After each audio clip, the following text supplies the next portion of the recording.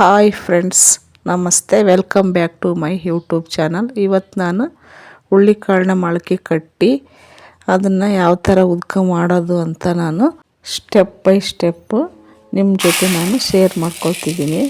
ಮೊದಲಿಗೆ ನಾನು ಈ ಅಳತೆ ಕಪ್ಪಲ್ಲಿ 2 ಕಪ್ಪು ಹುಳ್ಳಿಕಾಳು ತಗೊತಿದ್ದೀನಿ. ನೆನೆ ಹಾಕ್ತಿದ್ದೀನಿ. ಯಾವಾಗ ಮೊಳಕೆ ಬರ್ಬೇಕಂದ್ರೆ ನೈಟ್ ನೆನೆ ಹಾಕಿ ಬೆಳಗ್ಗೆ ನೀರೆಲ್ಲ ಬಸ್ತು ಒಂದು ಬಟ್ಟೆಯಲ್ಲಿ ಕಟ್ಟಿಟ್ರೆ ಮಾರನೇ ದಿನ ಚೆನ್ನಾಗಿ ಮೊಳಕೆ ಬಂದಿರ್ತವೆ. ಯಾವುದೇ ಕಾಳು ನಾವು ಮೊಳಕೆ ಕಟ್ಟಿದರೆ ಆ ಮೊಳಕೆ ಕಾಳು ಸಣ್ಣದಾಗಿ ಮೊಳಕೆ ಬಂದಿರುತ್ತಲ್ಲ, ಅದನ್ನು ಕುಡಿ ಮೊಳಕೆ ಅಂತಾರೆ. ಕುಡಿ ಮೊಳಕೆ ಬಂದಾಗ ಒಳ್ಳೆ ಪೌಷ್ಟಿಕಾಂಶ ಇರುತ್ತೆ. ಆ ಕುಡಿ ಮೊಳಕೆ ಇರುವಾಗಲೇ ನಾವು ಸಾರು ಅಥವಾ ಉದ್ಕ ಮಾಡಿ ಊಟ ಮಾಡೋದ್ರಿಂದ ನಮಗೆ ಒಳ್ಳೆ ಪೌಷ್ಟಿಕಾಂಶ ದೇಹಕ್ಕೆ ಸಿಗುತ್ತೆ. ಇದು ಆರೋಗ್ಯಕ್ಕೆ ಭಾಳ ಒಳ್ಳೆಯದು. ಈಗ ಹುಳ್ಳಿಕಾಳನ್ನ 1-2 ಸಲ ಕ್ಲೀನಾಗಿ ತೊಳಿತೀನಿ. ಈಗ ರಾತ್ರಿ 8 ಗಂಟೆ ಆಗಿದೆ. ಈಗ ನಾನು ತೊಳೆದು ನೆನೆ ಹಾಕ್ತಿದ್ದೀನಿ. Over night ನೆನ್ಕೊಳ್ಳೋಕ್ಕೆ ಬಿಡ್ತಾಯಿದ್ದೀನಿ. ಹುಳ್ಳಿಕಾಳು ಆರೋಗ್ಯಕ್ಕೆ ಭಾಳ ಒಳ್ಳೆಯದು. ಹುಳಿಗೆ ಜಾಸ್ತಿ ನೀರಿರ್ಬೇಕು. ಈ ಥರ ಕಡಿಮೆ ನೀರೆಲ್ಲ ಹಾಕಿ ನೆನಿಡಬೇಡಿ. ಚೆನ್ನಾಗಿ ನೆಂದು ಭಾಳ ಕಾಳಾಗಿಬಿಡ್ತಾವೆ ತುಂಬ. ಅವಾಗ ನೀರೆಲ್ಲ ಸಾಲ್ಟೇಜ್ ಆಗುತ್ತೆ. ಜಾಸ್ತಿ ನೀರು ಹಾಕಿ ನೆನೆಯಿಡಿ. ಈ ಥರ ನೋಡಿ, ನಾನು ಭಾಳ ನೀರು ಹಾಕಿ ನೆನೆ ಇಟ್ಟಿದ್ದೀನಿ. ಈಗ ಇದನ್ನು ನೆನೆಯಲು ಓವರ್ ನೈಟ್ ಇಡ್ತಾ ಇದ್ದೀನಿ. Hello friends, good morning. ಈಗ ಬೆಳಗಿನ ಟೈಮ್ ಇದು. ನಾನು ಓವರ್ ನೈಟ್ ನೆಂದಿರೋ ಹುಳ್ಳಿಕಾಳನ್ನ ತೋರಿಸ್ತಾ ಇದ್ದೀನಿ ನೋಡಿ. ಈ ಥರ ನೆಂದು ದಪ್ಪ ಕಾಳಾಗಿವೆ. ಈಗ ಇವನ್ನ ನಾವು ಮೊಳಕೆ ಕಟ್ಟಬೇಕು. ಅದಕ್ಕೆ ಮುಂಚೆ ನಾವು ಫಸ್ಟ್ ನೀರೆಲ್ಲ ಬಸ್ಬಿಡೋಣ. ಆದರೆ ಇನ್ನು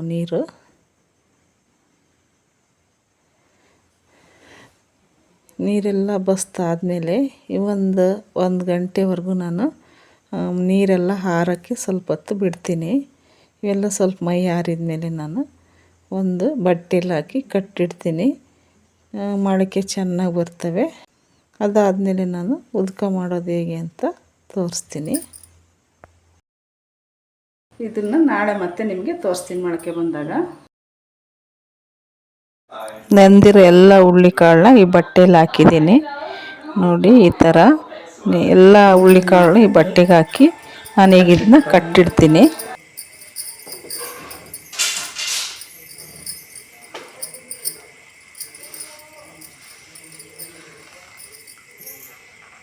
ಈ ಥರ ಸುತ್ತಿ ಕ್ಲೀನಾಗಿ ಬಿಗಿಯಾಗಿ ಗಾಳಿ ಆಡ್ದಂಗೆ,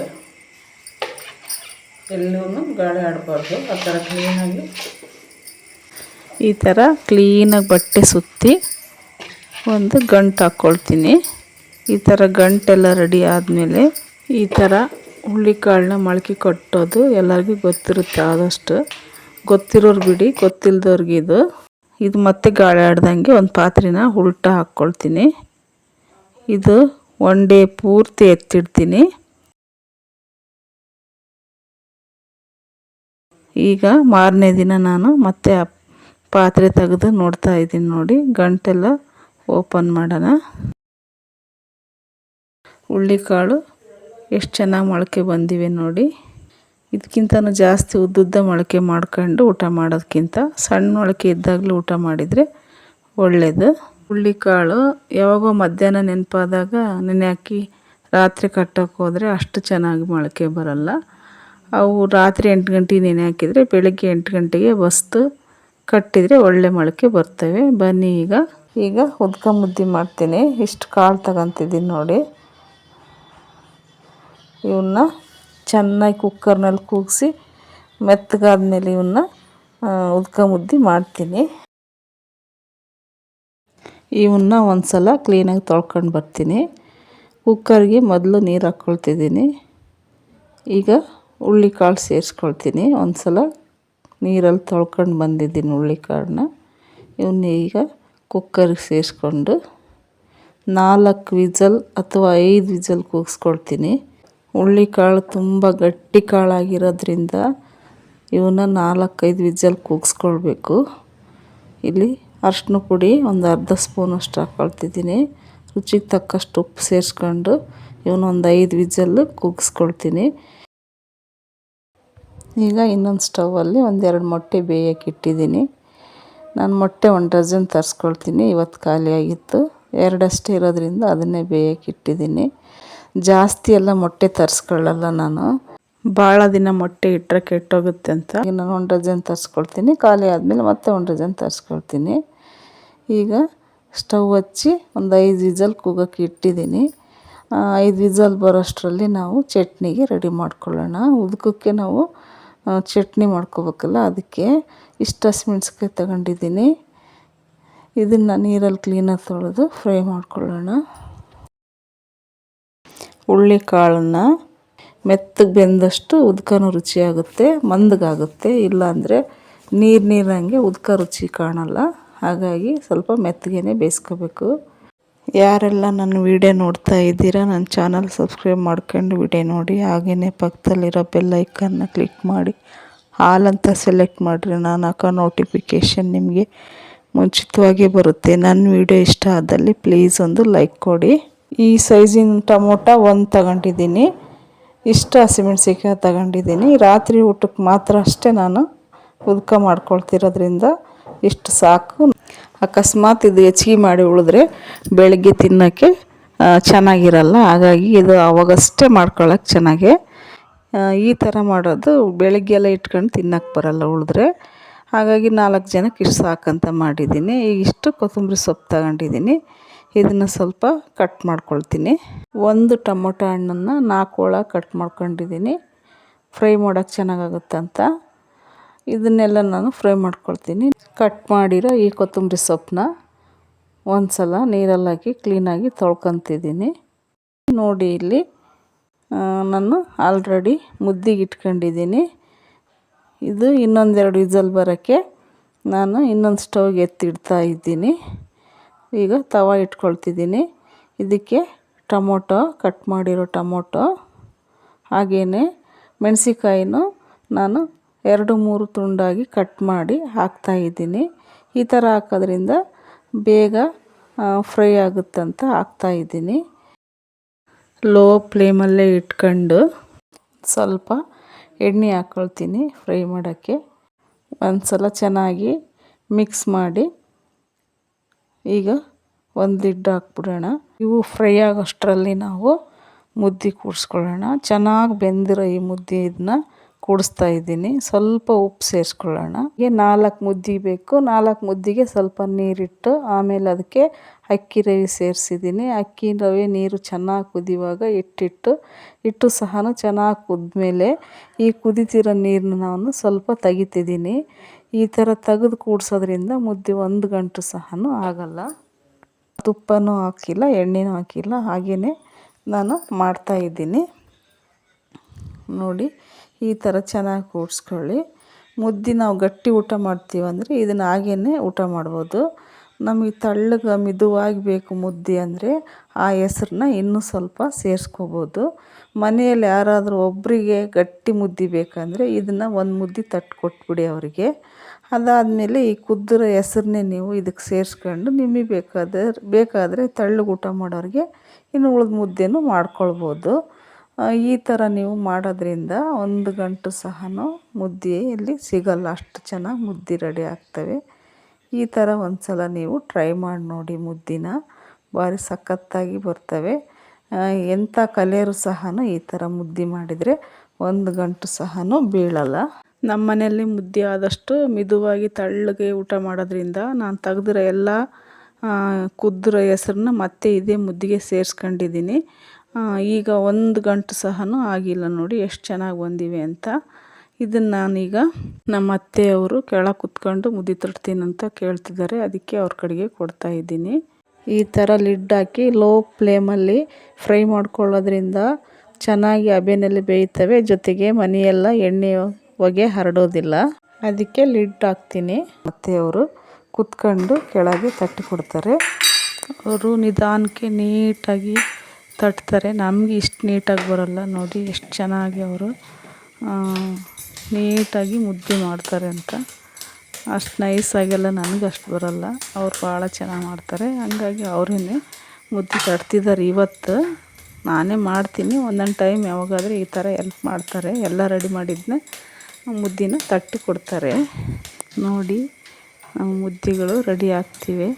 4 ಮುದ್ದಿನೂ ತಟ್ಟಿದ್ದಾರೆ. ನಾನು ಕರೆಕ್ಟ್ 4 ಮುದ್ದೆ ಆಗೋಷ್ಟು ಮಾತ್ರ ನೀರಿಟ್ಟಿದ್ದೆ. ಕರೆಕ್ಟ್ 4 ಮುದ್ದೆ ಆಗಿದೆ. ನೋಡಿ ನಾವು 4 ಜನಕ್ಕೆ ಒಂದೊಂದು ಮುದ್ದೆ, ಅದಕ್ಕೆ 4 ಮುದ್ದೆ. ಈಗ ಬನ್ನಿ ನಾವು ಕಾಳನ್ನ ಫ್ರೈ ಮಾಡ್ಕೊಳ್ಳೋಣ. ಈಗ 1-2 ಟೇಬಲ್ ಸ್ಪೂನು ಎಣ್ಣೆ ಹಾಕ್ಕೊಳ್ತಿದ್ದೀನಿ. ಇದಕ್ಕೆ ಎಣ್ಣೆ ಚೆನ್ನಾಗಿ ಬಿಸಿ ಆದಮೇಲೆ ಮೊದಲು ಹಸಿಮೆಣ್ಸಿಕಾಯಿ ಹಾಕ್ಕೊಳ್ತೀನಿ.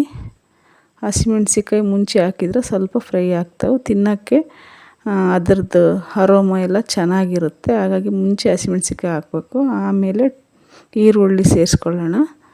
ಇದಾದಮೇಲೆ ಇದನ್ನು ಚೆನ್ನಾಗಿ ಫ್ರೈ ಮಾಡ್ಕೊಳ್ಳೋಣ.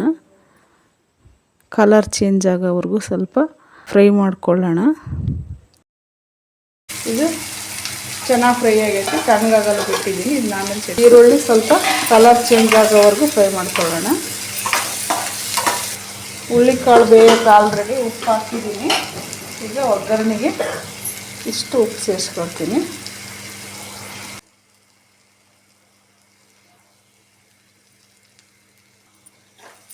ಇಲ್ಲಿ ಕುಕ್ಕರ್ನಾಗ ಹುಳ್ಳಿಕಾಳು ಬಂದಾವೆ.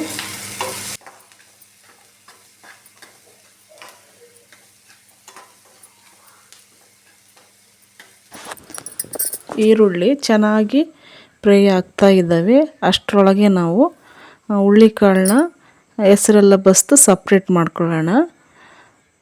ಈಗ ನೋಡಿ ಹುಳ್ಳಿಕಾಳು ಚೆನ್ನಾಗಿ ಬೆಂದವೆ ಅಂತ ಚೆಕ್ ಮಾಡ್ಕೊಳ್ಳೋಣ. 4 ವಿಸಲ್ಲು ಕೂಗಿಸಿದ್ದೀನಿ, ಚೆನ್ನಾಗಿ ಮೆತ್ತಗೆ ಬೆಂದಿವೆ. ಈಗ ನಾವು ಕಾಳು ಸಪ್ರೇಟ್ ಮಾಡೋಣ, ಉದ್ಕನೂ ಸಪ್ರೇಟ್ ಮಾಡೋಣ. ಸ್ವಲ್ಪನೂ ಉದ್ಕ ಉಳಿಸ್ದಂಗೆ ಕಂಪ್ಲೀಟಾಗಿ ಬಸ್ಬಿಡೋಣ. ಈ ಹುಳ್ಳಿಕಾಳೆಲ್ಲನೂ ನಾವು ಈರುಳ್ಳಿ ಫ್ರೈಗೆ ಸೇರಿಸ್ಕೊಳ್ಳೋಣ. ಈರುಳ್ಳಿನೂ ಚೆನ್ನಾಗಿ ಫ್ರೈ ಆಗಿದೆ. ಇದಕ್ಕೆ ಎಲ್ಲ ಹುಳ್ಳಿಕಾಳನ್ನ ಸೇರಿಸ್ಕೊಂಡು ಸ್ವಲ್ಪ ಫ್ರೈ ಮಾಡ್ಕೊಳ್ಳೋಣ. ಈ ಟೈಮಲ್ಲಿ ನಾವು ಸ್ವಲ್ಪ ಕಾಯಿ ತುರಿನೂ ಹಾಕ್ಬೋದು. ಆಪ್ಷನಲ್ ಅದು, ಬೇಕಾದರೆ ಹಾಕ್ಕೋಬೋದು, ಬೇಡ ಅಂದರೆ ಹಾಗೇನು ಊಟ ಮಾಡ್ಬೋದು. ನಾನು ಕಾಯಿ ತುರಿ ಹಾಕಿಲ್ಲ, ಹಾಗೇ ಮಾಡ್ತಾಯಿದ್ದೀನಿ. ನಿಮಗೆ ಇಷ್ಟ ಆದರೆ ನೀವು ಹಾಕ್ಕೊಳ್ಳಿ. ನೋಡಿ ನಮ್ಮ ಹುಳ್ಳಿಕಾಳು ಫ್ರೈನೂ ರೆಡಿ ಆಯಿತು. ಈಗ ನೆಕ್ಸ್ಟ್ ನಾವು ಚಟ್ನಿ ಮಾಡ್ಕೊಳ್ಳೋಣ. ಮುಚ್ಚಿಬಿಡೋಣ. ಒಂದು ಜಾರ್ ತಗೊಳ್ತೀನಿ. ಈ ಕೊತ್ತಂಬರಿ ಸೊಪ್ಪೆಲ್ಲ ಇದಕ್ಕೆ ಹಾಕ್ಕೊಳ್ತೀನಿ. ಬೆಳ್ಳುಳ್ಳಿ ತಗೊತೀನಿ. ಇದರ ಅರ್ಧ ಭಾಗದಷ್ಟು ತಗೊತೀನಿ. ಒಂದು ಊಟಕ್ಕೆ ಇದಷ್ಟೇ, ಒಂದು ಊಟಕ್ಕೆ ಇದು ಅರ್ಧ ಭಾಗ ಬೆಳ್ಳುಳ್ಳಿ ಮಾತ್ರ ತಗೊಳ್ತೀನಿ. ಇದು ಬೆಳಗ್ಗೆಗೆ ಈಗಲೇ ರೆಡಿ ಮಾಡಿ ಇಟ್ಕೊಂಡಿನಿ. ಸುಲಿದು ಬೆಳಗ್ಗೆ ಅಡುಗೆ ಮಾಡುವಾಗ ಇದು ಇರಲಿ ಅಂತ ಇಷ್ಟು ಸುಲಿದು ಇಟ್ಕೊಂಡಿನಿ. ನೋಡಿ ಇಷ್ಟು ಬೆಳ್ಳುಳ್ಳಿನ ಸೇರಿಸ್ಕೊಳ್ತೀನಿ. ಬೆಳ್ಳುಳ್ಳಿ ಜಾಸ್ತಿ ಇದ್ದರೆ ಟೇಸ್ಟ್ ಚೆನ್ನಾಗಿರುತ್ತೆ. 1/4 ಚಮಚದಷ್ಟು ಉಪ್ಪು ಸೇರಿಸ್ಕೊಳ್ತೀನಿ. ಇದನ್ನೀಗ ಮಿಕ್ಸಿ ಮಾಡ್ಕೊಂಡು ಬರ್ತೀನಿ. ಇದೀಗ ಮಿಕ್ಸಿ ಮಾಡ್ಕೊಂಡು ಬಂದಿದ್ದೀನಿ. ಇದಕ್ಕೀಗ ಟೊಮೊಟೊ ಹಸಿಮೆಣ್ಸಿಕಾಯಿ ಫ್ರೈ ಮಾಡಿದ್ದಲ್ಲ ಅದು ತಣ್ಣಗಾಗೈತಿ, ಇದಕ್ಕೆ ಸೇರಿಸ್ಕೊಳ್ಳೋಣ. ಈಗ ಇದನ್ನೂ ಸಹ ನಾನು ಮಿಕ್ಸಿ ಮಾಡ್ಕೊಂಡು ಬರ್ತೀನಿ. ಚಟ್ನಿನ ನೈಸಾಗಿ ರುಬ್ಕೊಳ್ಳೋಕ್ಕೆ ಒಂದು ಸ್ವಲ್ಪ ಉದ್ಕನೇ ಸೇರಿಸ್ಕೊಂಡು ಮಿಕ್ಸಿ ಮಾಡ್ಕೊಳ್ತೀನಿ. ನೀರಿನ ಬದಲು ನಾನು ಉದ್ಕನೇ ಸೇರಿಸ್ಕೊಳ್ತೀನಿ. ಒಂದು ಸ್ವಲ್ಪ ಉದ್ಕನೇ ಹಾಕ್ಕೊಂಡಿದ್ದೀನಿ. ನೋಡಿ ಚಟ್ನಿ ರೆಡಿ ಆಗೈತಿ. ಈ ಥರ ಹಸಿಮೆಣ್ಸಿಕಾಯಿ ಚಟ್ನಿ ಮಾಡ್ಕೊಂಡು ಬಂದಿದ್ದೀನಿ. ಇದೊಂದು ಅರ್ಧ ಹೋಳು ನಿಂಬೆಹಣ್ಣು ತಗೊಳ್ತೀನಿ. ಈಗ ಈ ಉದ್ಕನ ಇಟ್ಕೊಂಡು ಇದರಲ್ಲಿ ಚಟ್ನಿನ ಕಲಿಸ್ಕೊಳ್ಳೋಣ.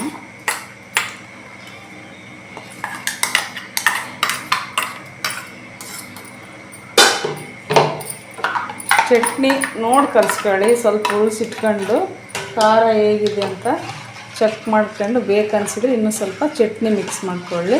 ನೋಡಿ ಇಷ್ಟು ಮಂದಗಾಗಿದೆ. ನಮ್ಮ ಮನೆಗೆ ತೀರಾ ಮಂದಗಾದರೆ ಮುದ್ದಿಗೆ ಚೆನ್ನಾಗಾಗಲ್ಲ ಅಂತ ಊಟ ಮಾಡಲ್ಲ.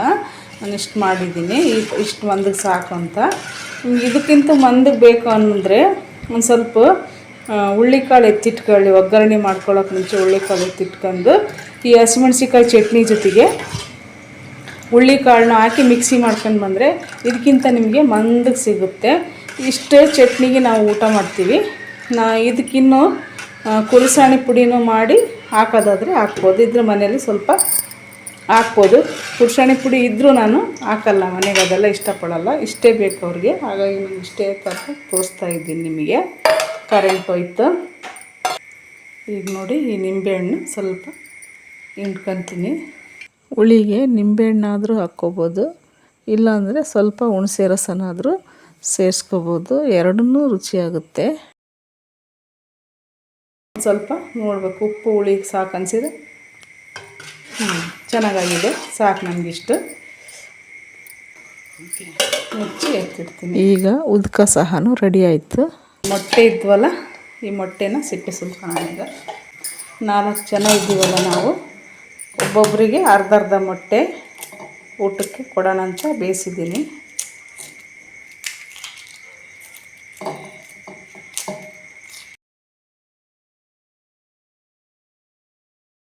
ನಾಲ್ಕು ಮೊಟ್ಟಿನ ಈ ಥರ ಕಟ್ ಮಾಡಿಟ್ಟಿದ್ದೀನಿ.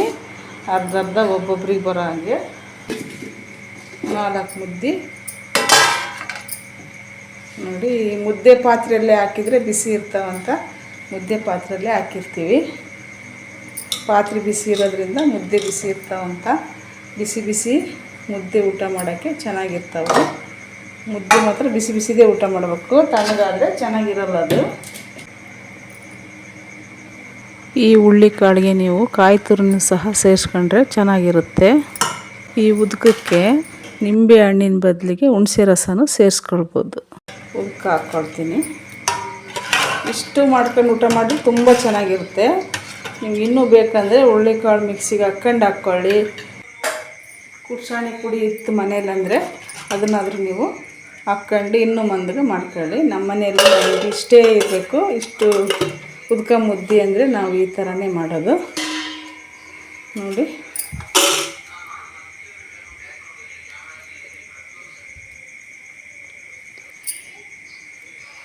ನೋಡಿ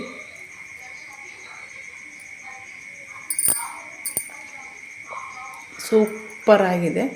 ಇದೊಂದು ಸ್ವಲ್ಪ ಅಲ್ಟಿ ಸೂಪರ್ ಆಗಿದೆ.